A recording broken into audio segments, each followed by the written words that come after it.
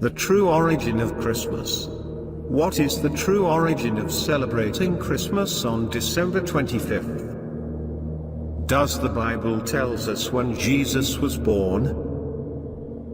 Before we begin our short study, here are some facts related to the holiday, which is arguably the most popular religious celebration in the entire world. For some retailers, the Christmas season can represent 25 to 40% of their annual sales, while at work, close to 76 million people in the United States will shop on the internet for holiday gifts. One of the busiest Christmas shopping days of the year is called in the United States Black Friday. It falls every year on the Friday that follows Thanksgiving Day. The name derives from the use of black ink accountants used to record a profit in a company's financial books.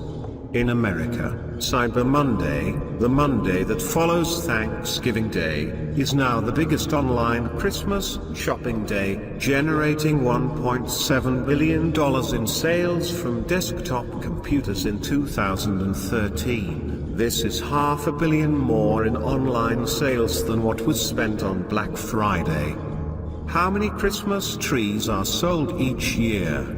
35.2 million real and fake trees were purchased in the US in 2010. One of the most popular tourist destinations in the state of Michigan is the Bros Wonderland store in Frankenmuth. This commercial enterprise contains more than 50,000 holiday items and attracts 2 million visitors each year. December 25th. Early New Testament believers annually remembered the death of Jesus by celebrating the Passover. However, the scriptures are silent concerning any annual event or tradition like Christmas set aside to commemorate the birth of the Savior. Issues involving Jesus' birth date do not appear in known church records until after the 4th century. The adoption of December 25th to celebrate the birth of Christ is the most pronounced example of the influence of pagan sun worship on Christianity's religious calendar. The feast that celebrated the invincible sun's birthday was carried out on December 25th. Even after the church transformed and Christianized the pagan day from celebrating the sun to worshipping the sun, it still had problems with those practicing what Christmas originally meant. Gaston H. Halsberger, in his dissertation on sun worship, states the following. The authors whom we consulted on this point are unanimous in admitting the influence of the pagan celebration held in honor of Deus Sol Invictus on the 25th of December, to be responsible for the shifting to the 25th of December of the birth of Christ, which had until then been held on the day of the Epiphany. Why would the Church of Rome feel the need to adopt the same day used to celebrate the birth of the sun to celebrate Christmas? Catholic liturgist Mario Rietti wrote the following.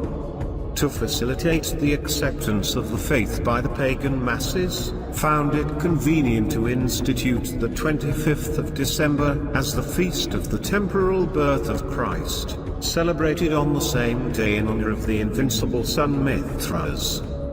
The adoption of a late December date to honor Jesus through Christmas was encouraged by the non-Christian annual feast that rejoiced over the returning sun after the solstice.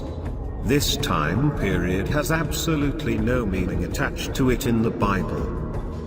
One of the reasons Jesus' birth could not have occurred in winter, as people who keep Christmas take for granted, is that shepherds in Israel did not watch their flocks at night from about November to February due to the weather.